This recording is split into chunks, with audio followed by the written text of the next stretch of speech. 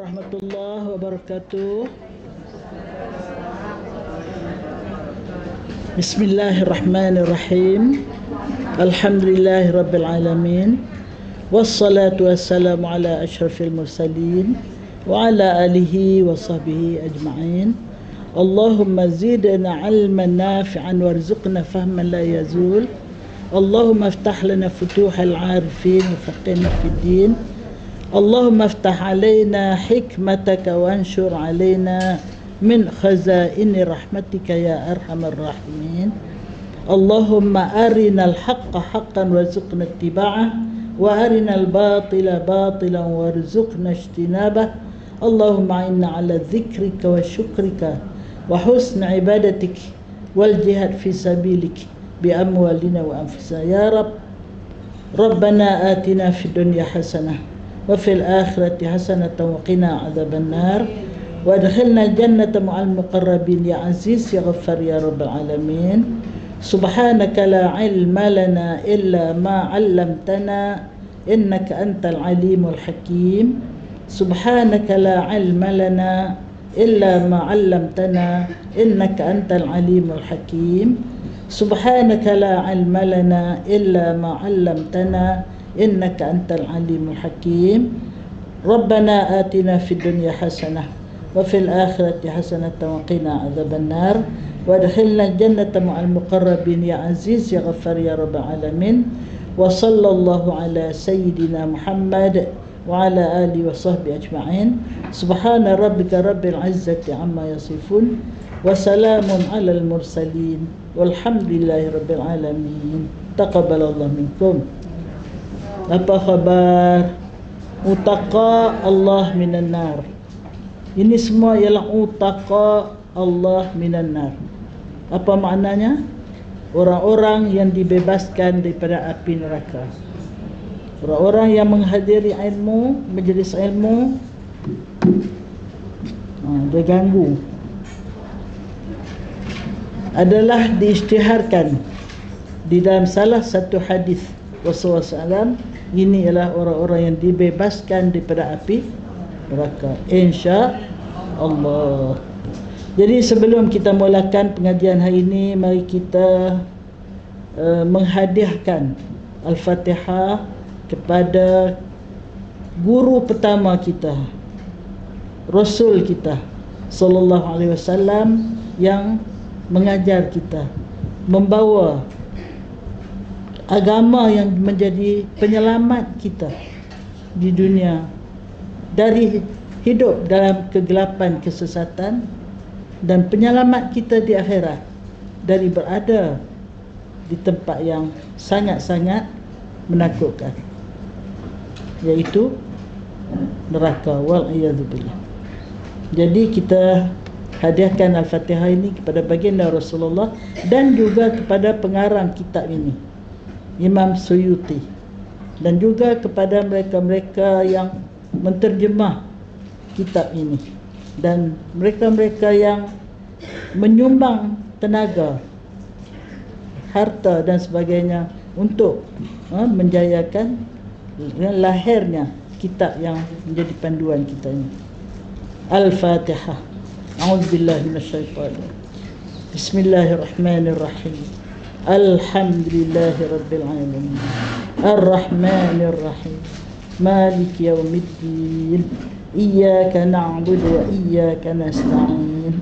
Ihdinas siratal mustaqim. Siratal ladzina an'amta 'alaihim ghairil maghdubi 'alaihim waladdallin. Amin ya rabbal alamin.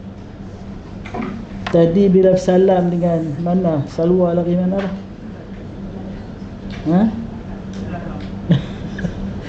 Hebat sungguh kita punya ketua kelas ni, aktif. Ke depan, ke belakang, ke hulu, ke hilir, masya-Allah. Dia tak ada, tak payah cerita lah. Tak, bila saya bersalam dengan dia tadi, saya teringat malam tadi saya baca satu hadis. Hadis ni ada dalam kitab kita ni. Nak baca terus kah? Nak sebut sebentar lagi kah? Jadi hadis ni kata, tiada dua orang, dia terjemah terus ya. tiada dua orang yang saling berkasih sayang kerana Allah.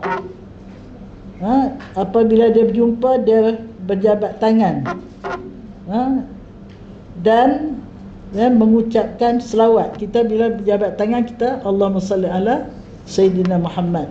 Lepas tu dia pun berpisah. Itu saja. Dia berjumpa kerana kasih sayang kerana Allah, bukan kerana nak menega ke, kerana nak meminang ke, kerana nak apa-apa jual beli apa tak. Tetapi kerana Allah. Macam kita sinilah. Kita bertemu pada pagi ni satu saja, kerana Allah, kerana menghadiri majlis ilmu taman syurga Allah. Lepas tu kita berjabat tangan. Dia tak sebut berta'anuk. Ta'anuk berpeluk-peluk. Unuk ni tengkok. Jadi bertengkok-tengkok. Tapi dia kata berjabat tangan. Dia berjabat tangan sambil berjabat, dia selawat. Sambil selawat dia pun bye-bye lah, berpisah. Apa kelebihan dia? Diampunkan dosa kedua-duanya yang telah lalu dan yang akan datang. Simple je. Jumpa, niat kerana Allah, berjabat tangan, selawat, lepas tu berpisah. Itu punya pemurahnya Allah. Kita buat sesimpel itu. Tapi kalau hati ni tak betul, kita jumpa, kita beralih ke lain. Betul tak? Dia jalan tu, kita kena jalan lain. Jadi sebab itu bertemu kerana Allah tu satu kelebihan. Berjabat tangan pula menambahkan kasih sayang, kemesraan. Berselawat pula, berdoa untuk baginda Rasulullah SAW, yang doa kita tu berpatah balik sekurang-kurangnya 30. Satu selawat untuk Rasulullah, kita dapat 30 selawat patah balik kat kita. Dari mana dapat? Dari Allah 10, dari malaikat 10, dari baginda Rasulullah SAW sendiri 10. Satu selawat patah balik 30. 30 tu datang dari Allah sendiri. Apa makna Allah selawat? Allah memberi rahmat. Apa makna malaikat selawat? Malaikat mendoakan rahmat untuk kita. Apa makna Rasul selawat? Rasul juga mendoakan kebaikan kita. Jadi jangan kedekut selawat, jangan kedekut bersalam. Jadi kalau bersalam tangan pun hebat, bersalam tengkok saya pun tak tahu nak kata lah. Lah ni kita style tengkok lah pula. Belajar kat siapa tak tahu, belajar kat Tok Arab lah kot. Okey. Jadi kita balik ke muka surat 485. Bagi yang ada, Sarwa dengar tak tadi saya cerita? Dengar. Jadi, ya. Arab tak buat macam tu. Arab dia apa je tak. Kita belajar kat mana? Peluk tu tak ada sunnah, tak ada apa lah. Dia dalam hadis ni tak ada suruh peluk. Lah hadis ni suruh bersalam sambil berselawat. Jadi saya tak berani nak kata lah. Kok ada hadis lain kan kita tak jumpa kan? Ada. Sebab tak berani nak kata lah. Yang berpeluk-peluk tu. Ya. Okey. Selamat tambah. Yang berpeluk-peluk tu apabila kita balik daripada sesuatu tempat jauh, lama tak jumpa, ataupun kita nak berpergian jauh, lama tak jumpa. Yang itu baru berpeluk, sunnahnya. Ini ada guru yang saya bagi tahu lah. Ya. Tapi yang untuk kita hari-hari jumpa ni tak payah peluk. Tak payah peluk lah. Tak payah peluk lah, letih dah peluk. Sunnahnya salam tu. Salam dan selawat. Salam dan selawat. Itu. Itu saja. Dan nawaitu kita jumpa siapa-siapa pun lillahi ta'ala, berkasih sayang kerana Allah. Itu mukadimah kita hari ni lah. Mudah-mudahan dengan amalan yang simple ini kita mendapat keampunan terhadap dosa yang telah lalu dan dosa yang akan datang. Masya Allah, pemurahnya Allah ya. Okey, kita di muka surat 485 kita mula dengan cerita. Cerita ini diriwayatkan dari Mujahid dari Abu Hurairah radhiyallahu an. Katanya, siapa kata ni? Abu Hurairah. Demi Tuhan yang tiada Tuhan melainkan Dia. Ada ke pembaca kita hari ni? Ada? Kalau tak ada, tak apalah, saya baca terus. Tak apa. Tak apa. Sebab tulisan dia besar ni. Jadi dia kata siapa ni? Kata Abu Hurairah, demi Tuhan yang tiada Tuhan melainkan Dia. Dia Arab ni kalau dia nak cerita apa-apa yang benda penting, dia start dengan sumpah. Demi Tuhan yang tiada Tuhan melainkan Dia, sesungguhnya aku, kata Abu Hurairah, berpegang kepada hatiku di atas bumi kerana amat lapar. Dia pegang atas hati ni macam mana? Agaknya dia duduk letak tangan dia pada perut aku kerana terlalu lapar. Aku ikatkan batu di atas perutku kerana lapar. Jadi dia ikat batu. Kita tak pernah lah lapar sampai ikat batu.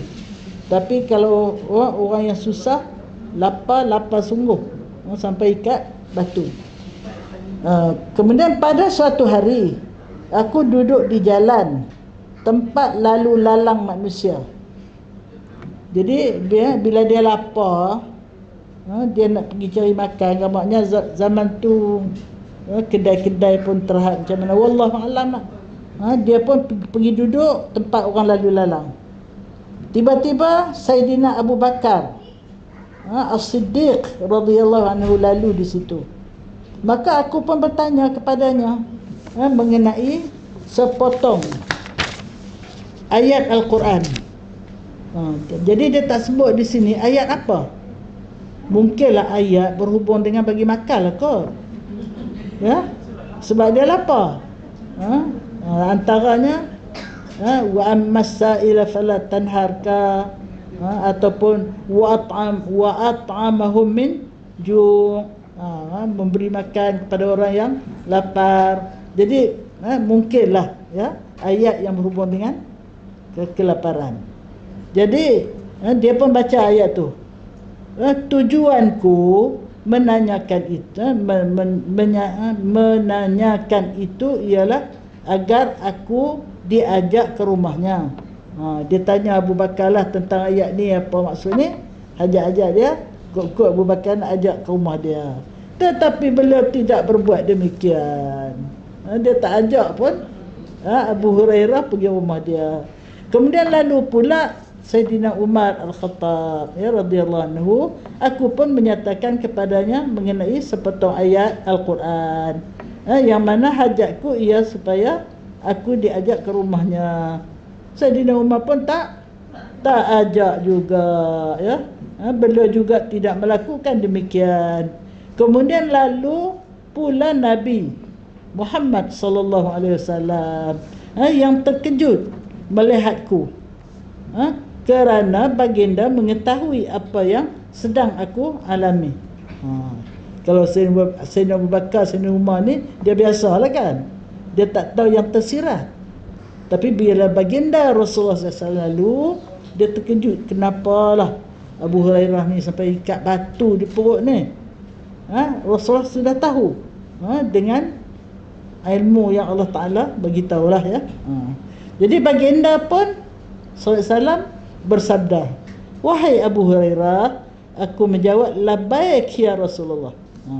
Labbaik Allahumma labbaik. Kita baca masa pergi umrah, pergi haji. Apa makna labbaik? Ini jawapan yang terlalu sopan, terlalu lemah lembut. Kalau kita yang lemah lembut dalam Melayu bahasa perkataan apa ya? Apa? Kalau labbaik tu sangat-sangat sopan lah, sangat-sangat lembut. Tak tahulah nak terjemah, saya nak terjemah pun tak tahu. Jadi dia sebut, dia jawab apa nama, teguran Rasulullah tu, labbaik ya Rasulullah. Baginda sallallahu alaihi wasallam bersabda, ikutlah aku. Aku pun terus mengikutnya. Ringkas cerita ya. Hingga ke rumahnya, ke rumah Rasulullah ya. Aku meminta izin untuk masuk. Walaupun dia bersama Rasulullah, tapi tak sampai hati nak terus masuk. Dia minta izin nak masuk ke rumah Rasulullah. Ini bagaimana adab sahabat-sahabat dengan baginda Rasulullah SAW ya. Kemudian ia pun masuk bila Allah izin ya. Aku mendapati sebuah qadah. Qadah ni mangkuk yang berisi susu berada di situ. Baginda SAW bertanya, dari mana datang susu ini?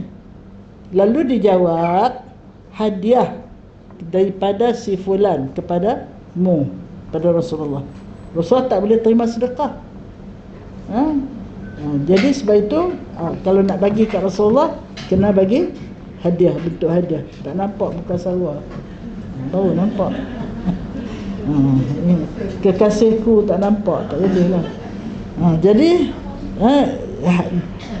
bayangkanlah kalau susu semangkuk tu, jadi dia pun nampak susu semangkuk tu ada. Baginda Rasulullah bersabda, bila Rasulullah tahu ada susu banyak tu, apa Rasulullah sabda? Wahai Abu Hurairah. Aku menjawab, pasal apa saya? Labbaik ya Rasulullah. Baginda pun terus bersabda, panggillah ahli suffah. Siapa ahli suffah? Orang-orang miskin yang tak ada rumah, duduk di masjid je. Duduk di masjid, tunggulah kalau ada orang-orang kaya, bagi bagi nasi bungkus ke, bagi jamuan ke, apa semua. Jadi kebanyakannya daripada orang-orang muhajirin lah, yang tinggal segala-gala kerana nak menyelamatkan Islam. Dulu di Mekah kaya, tapi dia tidak dibenarkan untuk membawa apa-apa kalau nak hijrah. Ini Yahudi, bukan Yahudi, Quraisy pun situ Quraisy musyrikin lah ya, yang musyrikin. Jadi dia orang pergi selas pinggang ke Madinah, maka tak ada tempat tinggal, tak ada apa, dia duduk di masjid Rasulullah. Jadi kalau kita pergi masjid Madinah tu, di belakang rumah Rasulullah tu ada satu tempat tinggi macam ni. Tinggi setinggi ni lah lebih kurang. Itu tempat ahli suffah duduk. Dia ada berjiran dengan Rasulullah. Iaitu semua para fuqaha, fuqara di masjid. Datang kepadaku. Dia suruh Abu Hurairah pergi panggil semua ahli suffah. Dikatakan jumlah ahli suffah tu dalam 70 orang. 70 orang. Di dalam riwayat lain lah, dalam riwayat lain. Aku terkejut dan berkata kepada diriku, apakah susu ini patut diberikan kepada ahli suffah untuk untuk diminum, sedangkan aku lebih utama meminumnya, supaya aku bertenaga. Jadi dia ni lapar sangat. Susu ada banyak tu je, nak panggil 70 orang ni, nak share. Tapi nak buka mulut kat Rasulullah, tak sampai hati, malu. Jadi akhirnya dia fikir seorang-seorang lah, susu banyak ni, macam mana ya? Aku pun sangat dahaga, sangat lapar, sangat apa semua ni. Jadi tetapi ketaatan kepada Allah dan Rasulnya mesti diutamakan. Ini adab. Walau lapar pun, walaupun sedikit makanan, walaupun ramai nak dijemput, tapi ini arahan Rasulullah, maka dia mesti menunaikan. Walau tak dapat minum pun tak apalah, asalkan dia dapat mentaati arahan Rasulullah SAW. Aku pun terus pergi memanggil mereka, dan mereka pun datang serta masuk setelah meminta izin terlebih dahulu dan duduk di tempat masing-masing. Jadi ahli suffah ni pun sangat beradab, bersopan santun. Mereka minta izin walaupun dah dijemput. Patut tak payah minta izin lah, masuk je lah. Tidak, dengan penuh ta'zim, minta izin pada Rasulullah.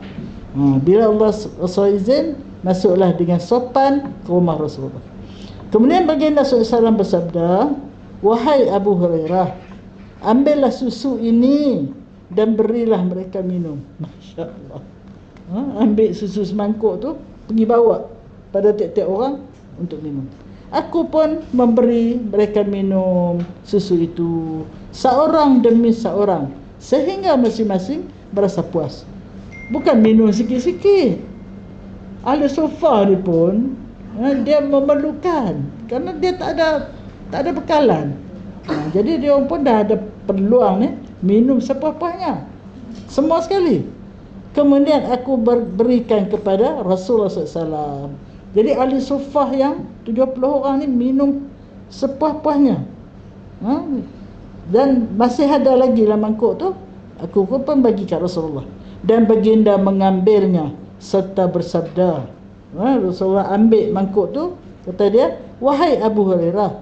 Aku menjawab, "Labbaik ya Rasulullah." Baginda SAW bersabda, "Tinggal engkau dan aku sahaja yang belum minum." Jadi makna itu akhlak Rasulullah. Walaupun ahli suffah ni orang fakir, orang miskin, dia tetap menghormati mereka.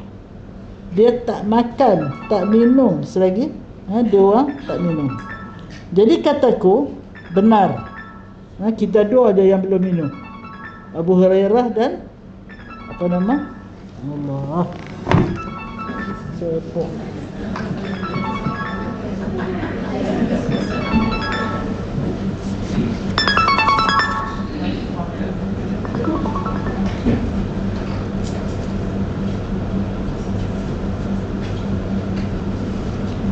Telefon baru tak kerti pakai je.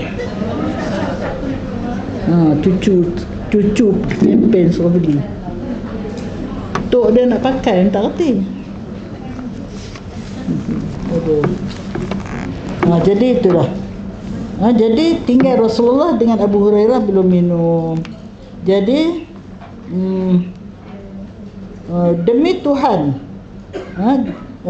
minumlah kau. Mana berhenti tadi ya? Baginda pun bersabda, "Duduk dan minumlah engkau dulu." Maknanya Rasulullah tak minum lagi. Dia bagi ke Abu Hurairah dulu. Ya? Aku pun duduk dan minum. Baginda bersabda, "Minumlah lagi." Dah minum dah ni. Rasul kata, "Minum lagi." Rasul tahu dia sedang kelaparan. Minum lagi. Aku pun minum lagi. Kemudian baginda bersabda lagi, "Minum lagi." 3 kali. Rasulullah beri mempelawar pada Abu Hurairah supaya minum sepuas-puasnya. Ya.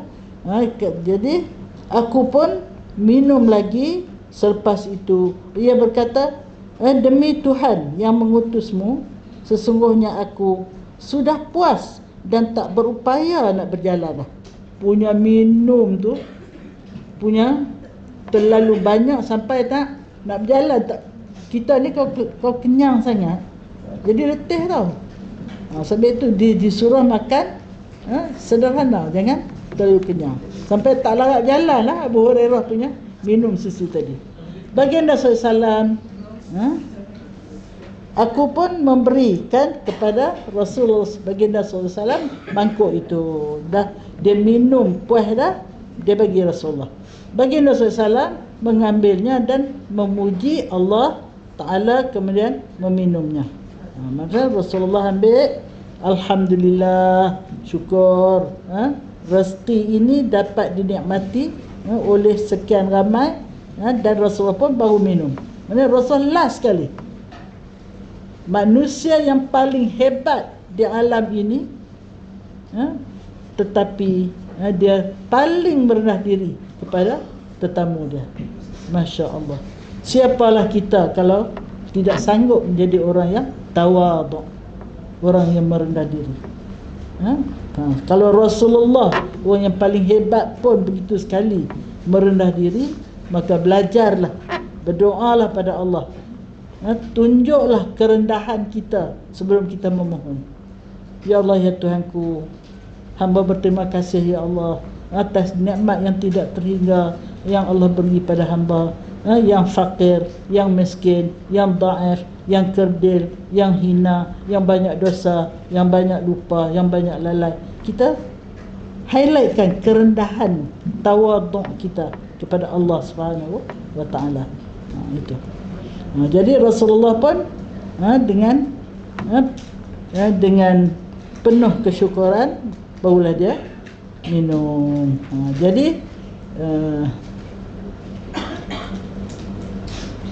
Jadi meminumnya mana yang tinggal itulah sebagai daripada mukjizat yang amat besar. Jadi maknanya bayangkan satu mangkuk susu dapat diminum begitu ramai, sudah tentu ini adalah mukjizat Rasulullah sallallahu alaihi wasallam. Ya, jadi itu. Jadi banyaklah akhlak mulia yang patut kita belajar daripada kisah ini. Ya, itu. Tak payah saya ulang lah. Okey.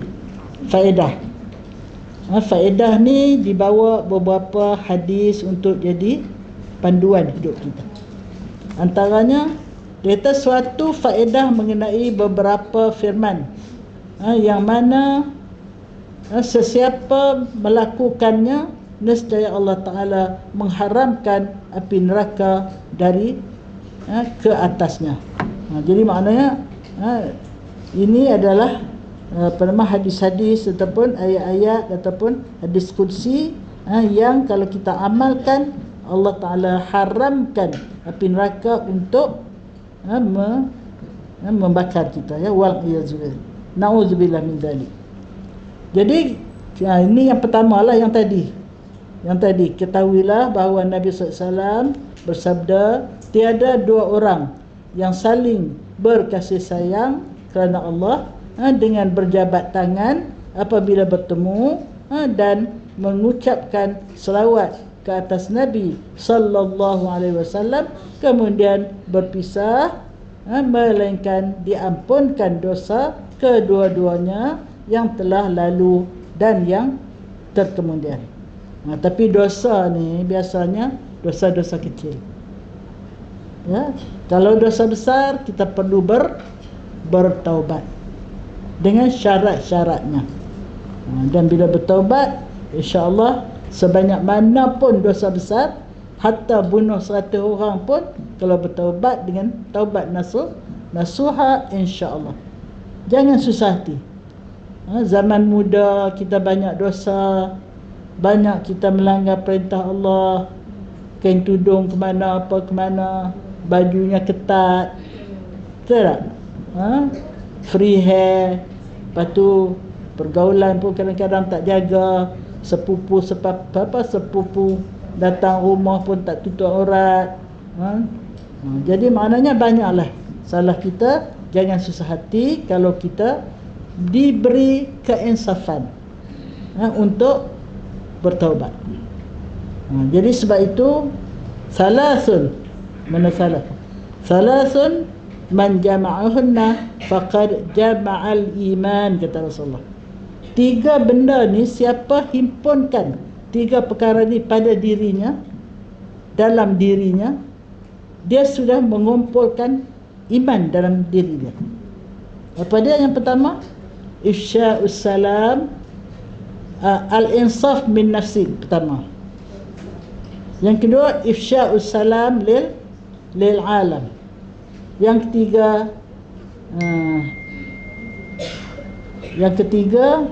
al-infaq min al-iqtar. 3. Yang pertama iaitu dia insaf diri. Insaf diri. Apa maksud insaf diri? Ittiba'ul adli, mengikut keadilan. Apa ikut keadilan? Iaitu peraturan Allah, undang-undang Allah adalah undang-undang yang sangat adil untuk diri kita. Andainya kita ikut peraturan Allah, kita junjung perintah Allah, kita sudah berlaku adil terhadap diri kita. Sebaliknya, kalau kita menyanggahi Allah, bermaksiat pada Allah, melanggar segala perintah Allah, kita sedang menzalimi diri kita. Betul tak? Jadi sebab itu orang yang dapat berlaku adil terhadap diri dia, dia buat apa yang Allah suruh, dia tinggal apa yang Allah larang, itu adalah orang yang telah ada 1/3 daripada kelazatan iman, kemanisan iman. Maknanya dia perbaiki diri lah. Jadi sebab itu kita kalau zaman muda, kita banyak buat salah, banyak terlanjur, banyak tersilap, maka bila Allah dah campakkan dalam diri kita kemahuan untuk bertaubat, itu adalah satu anugerah Allah untuk memberi kita kemanisan iman. Satu. Yang kedua, ifsya'us salam lil alam. Dia menyebarkan kesejahteraan ke seluruh alam. Apa makna dia sebarkan kesejahteraan? Maknanya orang lain, siapa saja, apa saja, sama ada manusia ataupun binatang, dia tidak inayah. Dia menyebarkan, melakukan sesuatu yang tidak ada siapa pun terinayah akibat angkara perbuatannya. Sebab itu ada cerita seorang tu masuk syurga kerana seekor lalat. Ada yang masuk neraka kerana seekor kucing. Betul tak? Itu masyhur cerita tu. Kenapa? Kerana dia menyakitkan kucing. Yang satu lagi kerana dia berkhidmat kepada lalat. Dia berkhidmat kepada lalat. Macam mana khidmat pada lalat? Lalat tu dahaga. Bila dia sedang menulis menggunakan dakwat zaman dulu kan, dia menulis dakwat cair tu. Jadi lalat tu terlalu dahaga, pergi hisap dakwat yang terlekat pada pen dia tadi, pen celup tu. Dia pun berhenti menulis, sehingga lalat tadi terbang sendiri setelah puas mengisap dakwat tadi. Jadi rupanya Allah nampak, Allah lihat perbuatan yang sekecil itu. Bukan tunggu kerja yang besar-besar, perbuatan yang besar-besar. Perbuatan yang sekecil itu pun Allah nampak, dan Allah beri penghargaan, beri penilaian dengan pahala dia menyantuni lalat tadi, dia dimasukkan ke dalam syurga. Jadi itu hebat. Jadi sebab itu ada satu, ini kisah benar berlaku pada seorang yang bernama Abu Osman. Ada lagi saya cerita. Abu Osman nama dia. Dia ni satu orang yang masa dia hidup, dia suka menyampaikan benda yang positif. Kalau orang dia minta nasihat kat dia, orang tu banyak benda-benda yang tak baik apa semua, tak apa, dia kata Allah tu Maha Pengampun, minta ampun. Maknanya dia selalu bercakap benda-benda yang menyebabkan orang senang hati, positif. Bila dia meninggal dunia, Allah beri mimpi pada kawan dia. Kawan dia tanya dia dalam mimpi, bagaimana layanan Allah terhadap saudara? Jawab Abu Osman, Allah telah memanggil aku ke hadapannya, dan Allah bertanya, wahai Abu Osman, kenapa engkau buat apa yang kau buat? Kenapa engkau buat apa yang kau buat? Maknanya engkau selalu memberi pengharapan pada orang, engkau selalu bersikap positif pada orang. Orang mengelimutkan kelain, engkau senyum kat dia. Orang tak jawab, engkau masih lagi ramah dengan dia. Jadi kenapa engkau buat begitu? Jawab Abu Osman, kerana aku nak supaya seboleh-bolehnya seramai mungkin orang ni kasih pada engkau ya Allah. nak dorong supaya orang ni cinta pada Allah Subhanahu Wa Taala. Jadi walaupun dia banyak dosa macam mana pun, dia bagi pengharapan supaya orang tu rasa senang hati dan kembali dan cinta kepada Allah Subhanahu Wa Taala. Jawab Allah, dengan perbuatan ini aku ampunkan dosa kau. Bila ampun dosa, maknanya syurgalah tempat dia. Ini kisah pertama. Kisah yang kedua berlaku pada seorang rajul min Bani Israel, seorang lelaki daripada Bani Israel. Dia ni dalam masa hidup dia selalu memutuskan harapan orang, selalu negatif. Dia terbalik pada Abu Osman tadi. Kemudian bila dia meninggal dunia, diberi mimpi, diberi mimpi, iaitu Allah tanya kepada dia. Allah tak tanya dah. Allah kata, aku menyebabkan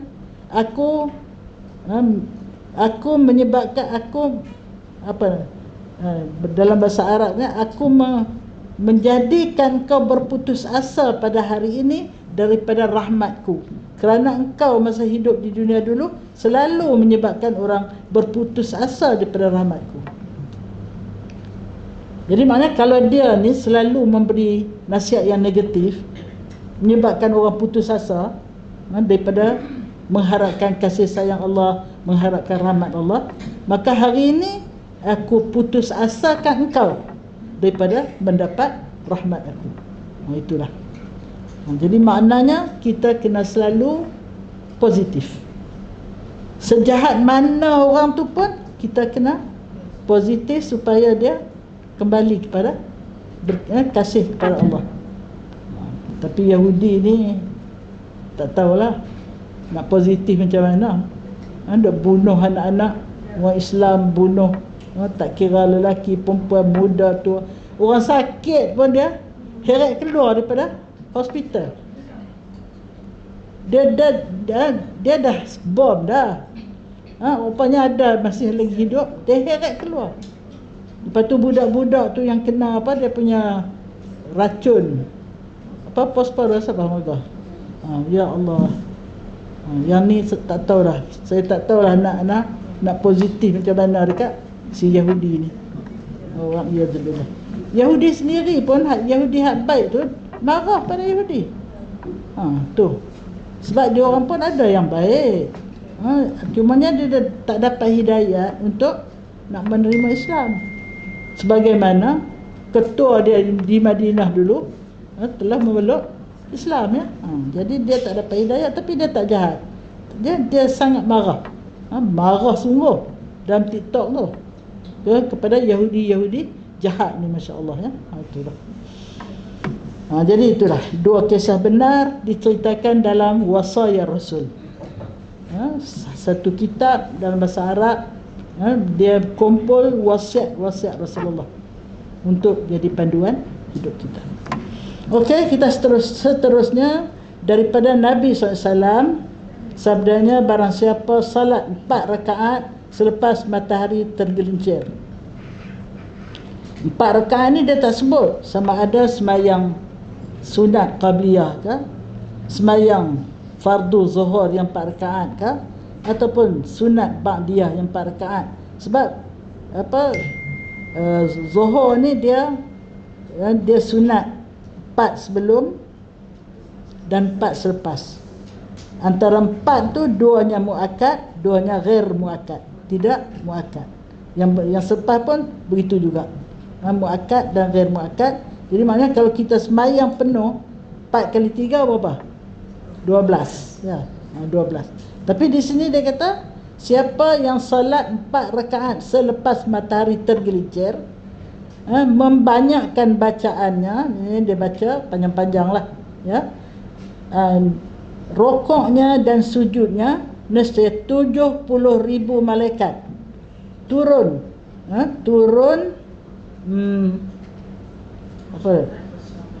turun salat bersama-samanya serta memintakan ampun untuknya hingga malam hari. Itu maknanya dia sembahyang zuhur, tergelincir matahari, dia sembahyang 4 rakaat, tak tahulah, tak disebut apa dia, 70,000 malaikat bersembahyang sama dia.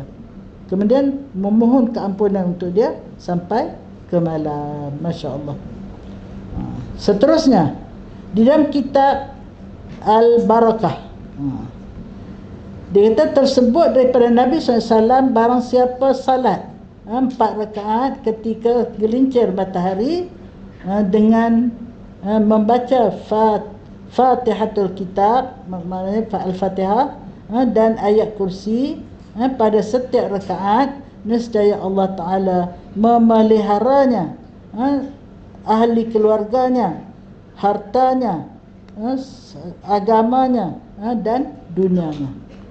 Maknanya dia baca, dia sembahyang 4 rakaat, dia baca ayat kursi, baca ayat kursi setiap rakaat. Agaknya ini sembahyang sunat lah ya. Sebab kita kalau sembahyang zuhur, kita baca surah dalam dua rakaat yang awal, 2 rakaat yang akhir tu kita baca Fatihah saja. Mungkin ini sembahyang sunat lah agaknya, sebab tak dijelaskan ya. Jadi itulah. Jadi maknanya ayat kursi itu merupakan ayat yang sangat hebat. Dikatakan apabila ayat kursi ini diturunkan, bergegar arasy Allah. Punya hebatnya ayat kursi ini. Sebab itu kita digalakkan membaca antara wirid selepas sembahyang tu kita baca ayat kursi. Dan boleh kita baca ayat kursi di dalam sembahyang, mengganti surah. Mengganti surah yang selalu kita baca tu, kita baca ayat kursi. Jadi itulah. Dia punya khasiat, kelebihan dia bukan setakat Allah pelihara dia, Allah pelihara juga keluarga dia, Allah pelihara juga harta dia, dan Allah pelihara juga agama dia, dan Allah pelihara dunia dia. Itulah hebatnya ayat kursi bila dibaca di dalam sembahyang, insya-Allah. Kita ni selalu sembahyang sunat ni nak cepat je. Baca Fatihah je. Lepas ni kita cubalah, kita luangkan masa, kita baca ayat kursi. Ataupun kalau nak baca dalam sembahyang wajib pun tak apa. Saya suka baca ayat kursi dalam sembahyang fardu. Ya. Dan kalau saya selalu baca daripada Allahu la ilaha illa huwal hayyul qayyum tu, saya ambil sampai wala yauduhu, lepas tu kita sambung lagi la ikraha fiddin sampai lillahi ma fis samawati wal ard wa huwal azizul hakim. Lepas tu ambil daripada amanah rasul sampai habis. Jadi 2 rakaat pertama kita baca sampai habis, daripada awal sampai akhir. Saya suka, bukan saya tak baca apa hadis ni, tapi suka baca ayat kursi tu sebab lazat sangat dia punya makna dia tu. Bila kita baca, kita faham makna tu, rasa lazat membacanya. Okey. Daripada Sahil bin Sa'ad daripada Nabi sallallahu alaihi wasallam, sabdanya, barang siapa duduk di tempat sembahyangnya selepas salat subuh hingga ia salat 2 rakaat duha, maknanya dia tak ada kerja lah tu ya, dia boleh duduk lepas subuh, wirid sampailah 7.30. Lah ni duha masuk 7.30 kan, katalah 7.30 lebih sikit, dia guna wuduk yang sama sampai dia dapat sembahyang sunat duha, tanpa bercakap melainkan perkara yang baik. Bukan tak boleh cakap langsung, tapi dia hanya bercakap perkara yang baik ya. Nak tegur anak pergi sekolah ke apakah, dia tak apa. Perkara yang baik. Nescaya Allah Ta'ala mengampunkan segala kesalahannya walaupun lebih banyak daripada buih di laut. Ini pun amalan yang menghapuskan dosa, ya, menghapuskan dosa.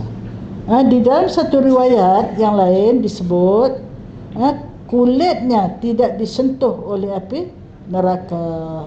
Dalam suatu lagi riwayat disebut keluar daripadanya segala dosanya dan ia seperti keadaan pada hari dilahirkan oleh ibunya. Jadi itulah maknanya hebatnya kalau kita ada masa. Kalau pencen-pencen boleh lah. Pencen yang kedua single pula.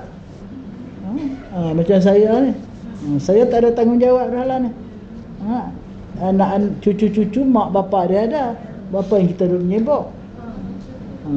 Malang lah nenek kalau terpaksa duduk sibuk dengan cucu lagi, tak dapat buat amalan. Tapi jaga cucu pun bagus, bukan tak bagus, tapi kesian kat dia lah. Dulu dah lah jaga anak, lah ni kena duk berlari dengan cucu pula, dah lah sakit lutut. Masya-Allah. Okey. Dari Ibnu Abbas radhiyallahu anhuma, dari Nabi sallallahu alaihi wasallam, sabdanya, barang siapa berjalan bersama-sama saudaranya kerana suatu hajat dan ia berbaik dengannya, nescaya Allah Ta'ala menjadikan antaranya dan api neraka 7 buah kota yang jarak antara satu sama lain sejauh jarak antara langit dan bumi. Masya Allah. Jadi maknanya kita disuruh berkawan. Rasulullah dia tak pernah, jarang dia seorang-seorang. Kalau dia keluar, Rasulullah ni pagi-pagi dia keluar, dia pergi merata. Ada saja sahabat yang mengikut dia. Jadi maknanya siapa yang berjalan dengan saudara dia untuk sesuatu hajat, dan dia menjaga hubungan. Sebab kita ni nak kenal orang tiga cara nak kenal orang. Dia ni baik ke, dia ni pemurah ke, dia ni kasar ke, dia ni lembut ke. 3 cara kita nak kenal orang. Ini mengikut panduan yang diberi oleh Sayyidina Umar. Apabila berlaku kisah seorang anak muda datang jumpa Sayyidina Umar, ya Sayyidina Umar, bapa saya ni, bapak dia datang dulu. Bapak dia datang pada Sayyidina Umar mengadu anak dia ni derhaka. Sayyidina Umar pun panggil anak tu. Kenapalah awak derhaka pada bapa awak? Begini. Sayyidina Umar dia, nasihat dia. Dia kata, wahai Sayyidina Umar, oh ini cerita lain ni. Cerita lain. Cerita ni satu orang ni, itu cerita bapa derhaka pada anak sebelum anak derhaka pada bapa yang tu. Yang ni cerita satu orang, dia tengok, dia kata, oh dia ni seorang baik. Dia cakap kat Sayyidina Umar, saudara ni, orang ni sangat baik. Sayyidina Umar kata, mana kamu tahu dia baik? Adakah kamu pernah bermusyawarah dengan dia? Pernah berjiran dengan dia? Pernah bermusafir dengan dia? Tak. Maknanya 3 perkara ini adalah panduan untuk kita nak kenal orang. Pertama, kita pernah bermusyawarah. Apa maksud bermusyawarah? Beranak menantu. Saya kemarin pergi ziarah satu orang sakit. Dia menanah di buah pinggang, dan doktor tak boleh nak keluar nanah tu, tak mau keluar. Akhirnya doktor nak operate. Dah 3 kali dah ditangguh tak boleh operate kerana dia ada lemah jantung. Jadi pergi ziarah dia. Saya kata pada kawan yang nak pergi tu, malaikat sedang doakan untuk kita. Apa kata malaikat? Salamun alaika tibta wa taba mamsyak wa tabawwa'ta minal jannati manzilan.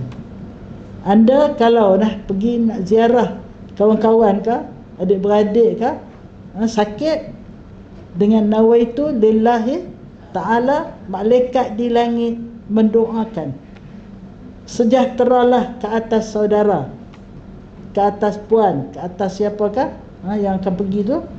Salamun alaika, sejahteralah ke atas kau. Tibta, engkau telah mengambil suatu keputusan yang tayyib. Tayyib tu, tayyib, orang Melayu kita tayyib, bagus. Keputusan apa? Untuk menziarah orang sakit.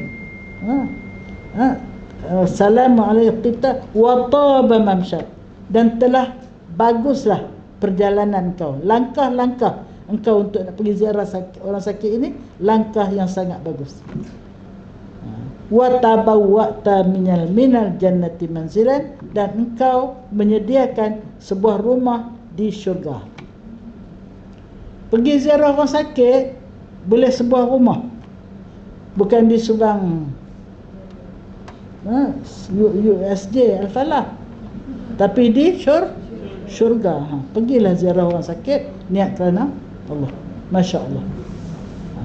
Jadi maknanya, saya nak cerita tadi apa? Nak cerita tadi bagaimana nak kenal orang, ya. Jadi kita berjalan, bermusaharah. Ni nak cerita dalam perjalanan nak pergi ziarah orang sakit kemarin. Dalam bersembang-sembang tu, salah seorang daripada kawan yang dalam kereta tu, dia kata, saya nak cerita ni untuk jadi aktibar. Jangan sebut nama, jangan sebut siapa. Dia ni satu orang yang benci pada mak mertua dia,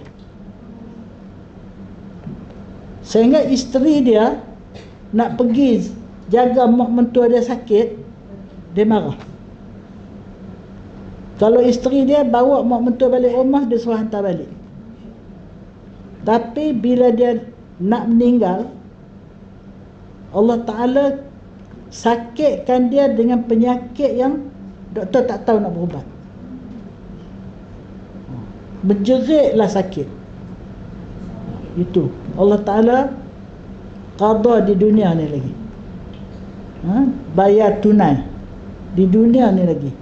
Sebab itu menderhaka kepada mertua kah, menderhaka pada mak sendiri kah, bapak sendiri kah, adalah dibayar tunai dan merupakan dosa besar dari hujung rambut sampai hujung kaki. Kalau dosa mencuri, dosa tangan. Dosa mengumpat, dosa mulut. Tapi kalau dosa menderhaka pada orang tua, ini dari hujung rambut sampai hujung kaki. Jadi itu. Jadi maknanya kita nak kenal orang, nak balik pada kisah tadi, nak kenal orang ada 3 cara kata Sayyidina Umar. Pertama, kita bermusafir bersama-sama. Dalam musafir tu kita boleh bertukar-tukar ilmu yang kita dapat. Saya suka kalau musafir jauh-jauh, saya bawa buku nota. Buku nota saya tu saya salin macam-macam benda yang bila kita baca benda tu bagus, tertarik, salin untuk kita kongsi-kongsi. Jadi sepanjang perjalanan tu kita berlawan-lawan tukar fikiran untuk mendapatkan ilmu untuk memimpin kita di dalam hidup ni. Jadi yang kemarin tu, jangan derhaka kepada orang tua. Dan mana-mana anak yang menyantuni orang tua, Allah beri pahala seperti beribadat 2 juta tahun. Itu riwayat Anas bin Malik.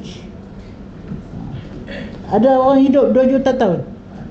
Tak ada. Tak ada. Tetapi menyantuni orang tua seperti ibadat 2 juta tahun. Masya Allah.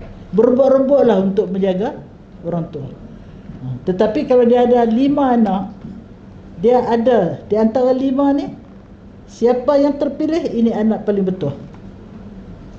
Jangan kita mujur mak tak pilih aku. Kita kena mujur mak pilih aku. Itu Masya Allah. Jadi maknanya musafir bersama itu salah satu cara kita nak kenal kawan. Diceritakan dalam radio Hakim, ada orang pergi makan sama-sama, lepas tu dia sibuk buat telefon lah, keluar pergi beli air lah, sampailah orang lain bayar, baru dia datang. Mana ternyatalah tangkai jering dia. Kita kena berlomba untuk bayar. Kerana orang yang memberi makan orang 40 hari sebelum dia beri makan tu, malaikat dah datang lah mendoakan untuk dia. 40 hari setelah dia bagi makan, malaikat tunggu lagi mendoakan untuk dia. Jadi jangan kedekut. Kalau pergi ramai-ramai, bawa lah kredit kad tu. Tenyeh saja. Itulah. Kita suka menjamu orang. Satu. Yang kedua, bermusaharah, beranak menantu. Kalau kita beranak menantu, tahulah macam mana budi bahasa. Ya, budi bahasa menantu, macam mana budi bahasa mak mertua. Mak mertua pun bukan semuanya bagus. Itu yang P. Ramlee kata, ibu mertua aku tu. Jadi kita jadilah mak mertua yang baik, jadilah menantu yang baik melalui bermusaharah. Arab panggil bermusaharah. Melalui bermusaharah ini kita dapat kenal hati budi, ya, orang yang beranak menantu dengan kita. Hati budi yang jadi suami, hati budi yang jadi menantu, yang jadi mertua, dapat kenal. Dan yang ketiga, kita beranak menantu, berjalan. Satu lagi apa saya sebut tadi? Berjiran. Berjiran pun dapat kenal. Ada jiran tak kenal antara satu sama lain. Tak kenal ni tak apalah, kerana satu sibuk, keluar pagi balik malam apa semua. Tapi jangan bergaduh. Jangan bergaduh. Tapi kalau boleh kita bertanya khabarlah dia. Lebih-lebih lagi sekarang ni ramai jiran yang tinggal seorang. Jiran saya tinggal seorang. Suami dia meninggal, duduklah dengan bibi. Jadi satu. Yang kedua, kalau kita ada pokok, ada masuk pada rumah jiran, pokok rambutan kita. Jadi kita kena cakap, sebutlah siapa nama dia. Ini yang masuk belah saudara ni, ambil lah. Tak payah minta apa? Minta izin. Sebab apa? Kalau luruh daun dekat kawasan dia, kita pergi sapu dah. Dia yang kena sapu. Jadi sebab itu kalau sapu daun dia kena, maka buah yang masuk belah dia pun kita pelawarlah dia untuk ambil. Ini jiran yang baik. Ini 3 cara kita nak kenal jiran. Yang pertama tadi kisah bapa derhaka anak sebelum anak derhaka bapa. Pernah dengar? Belum? Nak dengar kan? Pukul berapa dah kita? Dah pukul 10 lebih dah ni. 11 dah. Sikit je cerita dia. Jadi bila bapa dia datang jumpa saya di rumah, dia kata, anak saya derhaka, wahai saya rumah. Tolong nasihat dia. Saya rumah panggil bapa anak tu. Saya rumah lecture lah dia. Kenapa? Jadi, ya Saidina Umar, boleh tak saya nak tanya sikit? Adakah tanggungjawab, adakah hak saya yang patut bapa saya tunaikan? Hak bapa, anak kena hormat kan? Tapi hak anak ada tak? Ada, kata sama. Yang pertama, an yastanjiba ummah. Yang kedua, an yu'allimahu kitab Allah. Ya. Yang ketiga, tak ingat. Yang pertama, hendaklah dia memilih bakal mak anak dia. Dengan pakai sambar tepi jalan je. Balik-balik baca Fatihah pun tak reti. Sebab itu Rasulullah bagi panduan bagaimana memilih pasangan hidup. Hendaklah pilih pasangan yang mempunyai kepegangan agama yang kuat. Itu. Jadi satu, an yuhsina ismah, 3. Ingat tu. Yang pertama hendaklah an yastanjiba umma, hendaklah dia pilih bakal mak anak.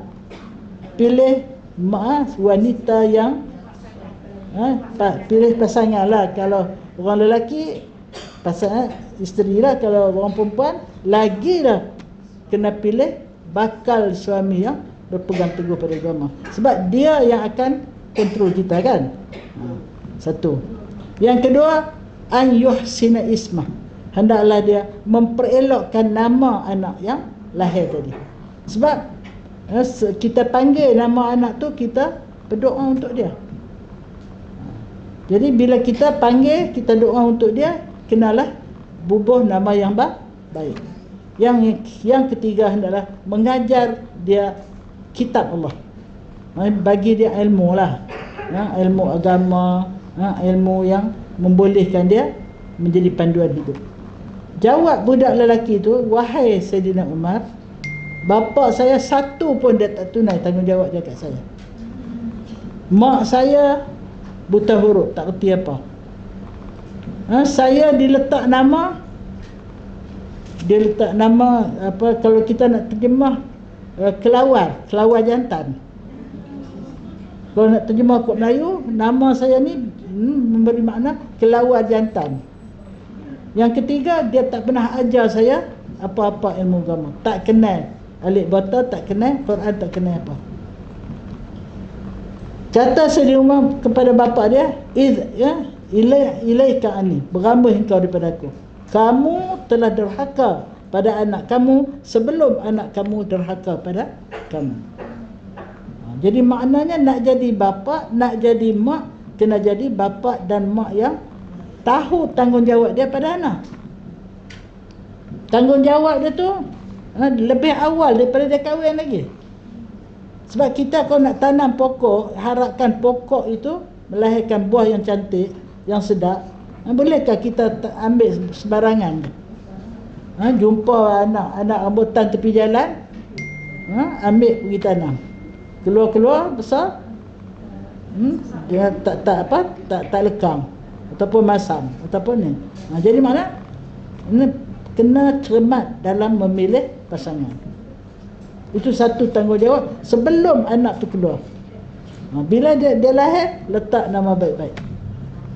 Bila sebut Aminah, rupanya Aminah ni orang yang amanah. Amin kan, orang yang amanah. Mudah-mudahan saya jadi amanah dah kot. Halimah, orang yang lemah lembut. Jangan bubuh nama kelawar jantan ke, katak bon ke, apakah. Jangan. Bubuhlah nama yang baik-baik. Sebab itu ni ada lagi cerita lain. Boy, banyak benar cerita. Salah seorang daripada orang yang dibicarakan di padang mahsyar, didapati dosa dia banyak dari pahala. Maka Allah Ta'ala hantar dia ke neraka. Tengah dia nak pergi neraka tu, Allah suruh dia panggil balik. Panggil sekejap, tanya dia kod lah, dia ada perkara kebaikan yang pernah dia buat dalam hidup dia yang boleh menyelamatkan dia daripada neraka. Tanya dia, engkau ni pernahkah hadir majelis ilmu? Tak. Pernahkah makan sesuat dua suat dengan tok guru? Tak. Pernahkah berjalan selangkah dua langkah dengan tok guru? Tak. Kaki apa tak tahulah. Adakah engkau ni berjiran dengan tok guru? Tak. Adakah engkau ni nama serupakan nama orang baik-baik? Tak. Tak tahulah nama apa. Akhirnya, adakah engkau kasih kepada orang baik-baik? Dia kata, saya kasih pada satu orang yang orang tu kasih pada orang yang baik-baik. Oh, dengan ini aku maafkan kau dan masukkan kau ke syurga. Maksudnya berkatnya dia kasih kepada A, yang A tu kasih pada orang baik. Bukan dia direct kasih pada orang baik. Itulah bagaimana Allah nak kita ni mengatur hidup kita supaya sentiasa bersama dengan orang baik-baik. Dengan itu, dengan sebab dia kasih pada satu orang yang orang tu kasih pada orang baik, dia dimaafkan dan dia dimasukkan ke syurga. Masya Allah. Jadi kesalahan yang ketiga, perkara yang ketiga tadi, ialah dia tidak mengajar, tidak menunaikan tanggungjawab dia untuk mendidik anak dia dengan ilmu yang membolehkan anak dia menjadi orang yang baik.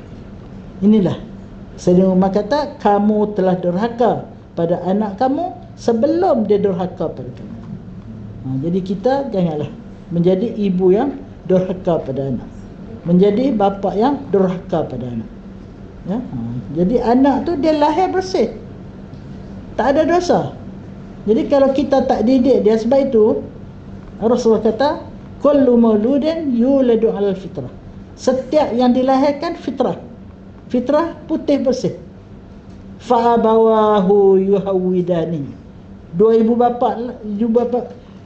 ibu bapaknya lah akan meyahudikan dia, au yunassirani, ataupun menasranikan dia, au yumajjisani, atau memajusikan dia, atau mengekalkan kefitrahan dia dengan mendidik menjadi memberi ilmu yang boleh memberi panduan pada dia.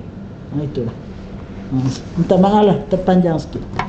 Dan last sekali, siapa yang nak jadi orang bertuah angkat tangan?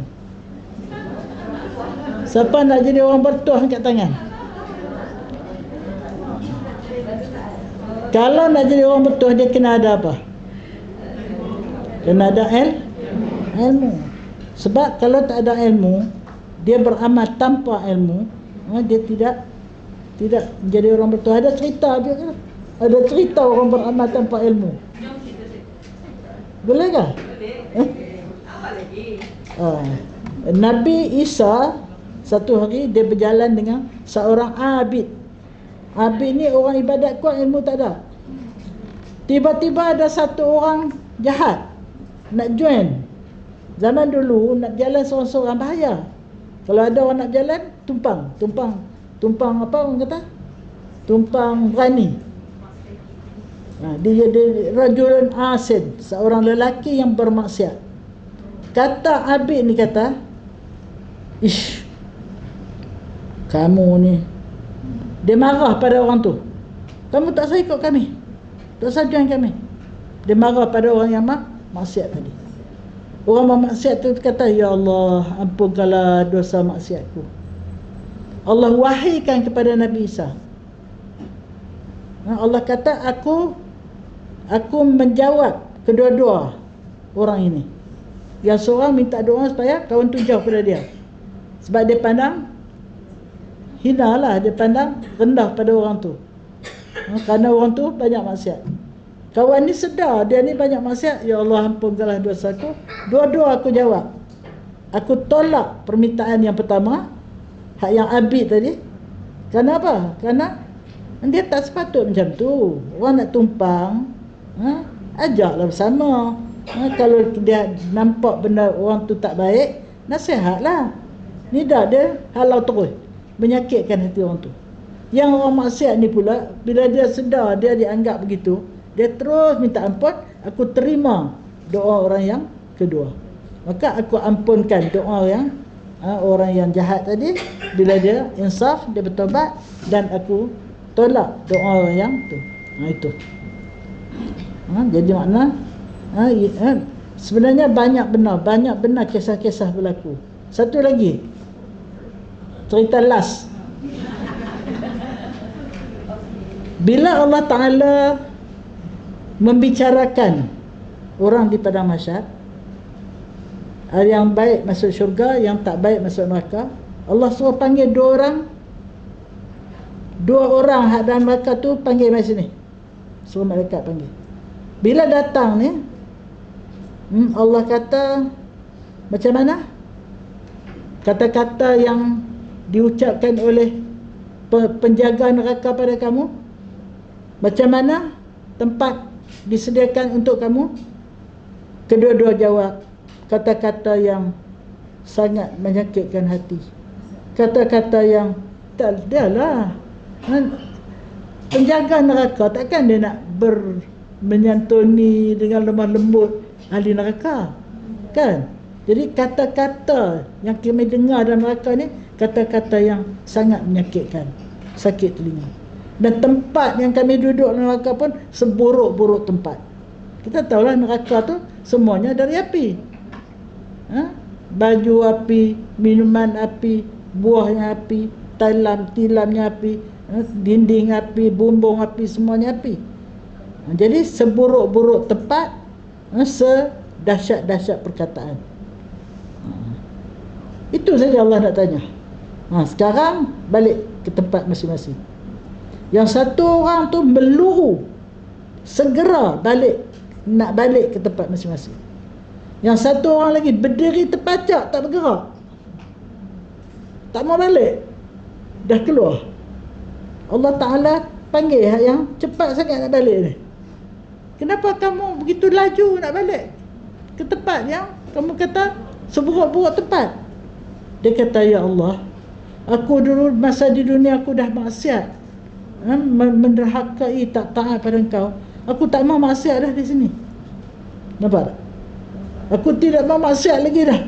Dah Allah Ta'ala kata engkau balik ke neraka, aku taat. Dulu aku maksiat, sekarang tak mau maksiat dah.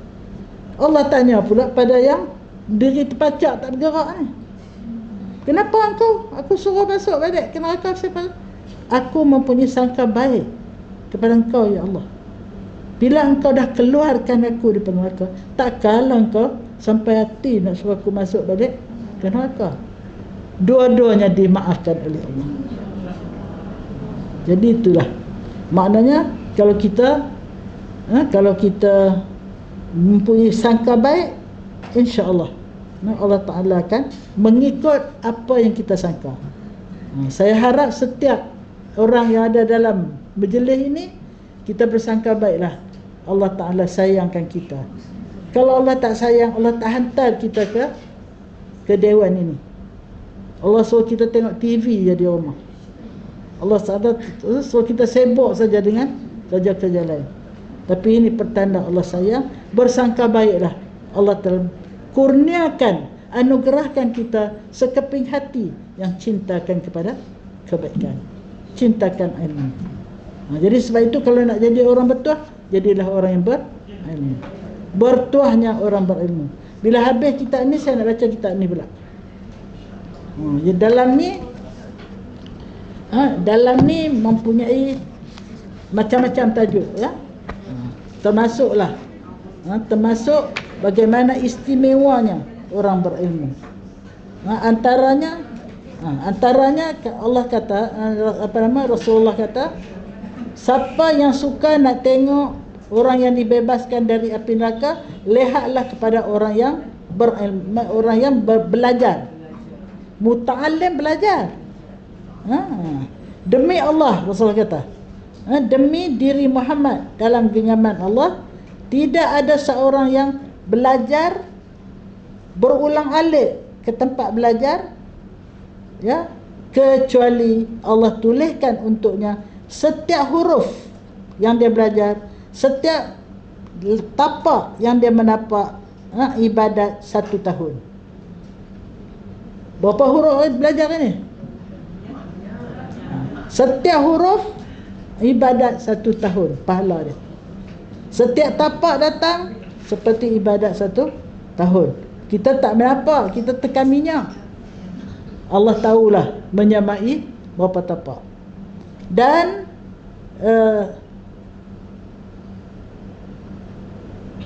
apabila dia berjalan di atas muka bumi, bumi minta ampun untuk dia.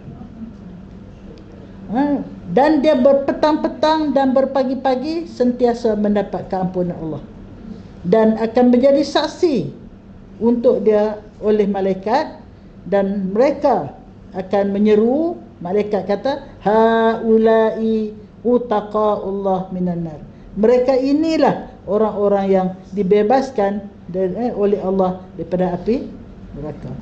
Allahumma ja'alna minhum. Ya Allah, jadikanlah kami sebahagian daripada orang-orang yang dibebaskan daripada api neraka. Jadi ini antaranya. Banyak lagi ya. Kita ada berapa? Ini saya dengan 2 orang kawan, kita ada 16 tajuk sini. Jadi ya, Saya ada pada Sarawak, ada banyak lagi Sarawak. Ada. Nah, itulah. Harga dia Malaysia Barat 32. Malaysia Timur, Sabah Sarawak 35. Saya bagi 30 je lah. Kalau nak bayar korang pun tak apa, terpulang lah. Itulah. Okey, kita akhiri dengan tasbih kafarah, surah wal asri dan doa pendek. Subhanakallahumma wa bihamdika asyhadu an la ilaha illa anta astaghfiruka wa atubu ilaik. Bismillahirrahmanirrahim. Wal 'asr innal insana lafi khusr illa alladhina amanu wa 'amilus solihat wa tawasaw bil haqq wa tawasaw bis sabr. Bismillah walhamdulillah wassalatu wassalamu ala rasulillah. Ya Allah, ya Tuhan kami, dengan berkat iman kami, dengan berkat amal soleh kami, dengan berkat la ilaha illallah Muhammadur Rasulullah, berkatilah ilmu yang kami belajar ini. Jadikanlah kami hamba-hamba Engkau yang Kau ridai, hamba-hamba Engkau yang Kau beri pertolongan untuk melakukan amalan yang melayakkan kami untuk mencapai keridaan Engkau, mencapai firdaus Engkau, dan selamat daripada kemurkaan Engkau, selamat daripada neraka Engkau. Hasbunallah wa ni'mal wakil, wa la hawla wa la quwata illa billahil aliyyil azim. Rabbana atina fid dunya hasanah wa fil akhirati hasanatan wa qina adzabannar wa adkhilna al jannata ma'al muqarrabin ya aziz ya ghaffar ya rabbal alamin. Wa sallallahu ala sayyidina Muhammad wa ala alihi wa sahbihi ajma'in. Subhana rabbika rabbil izzati amma yasifun wa salamun alal mursalin walhamdulillahi rabbil alamin. Taqabbalallahu minkum.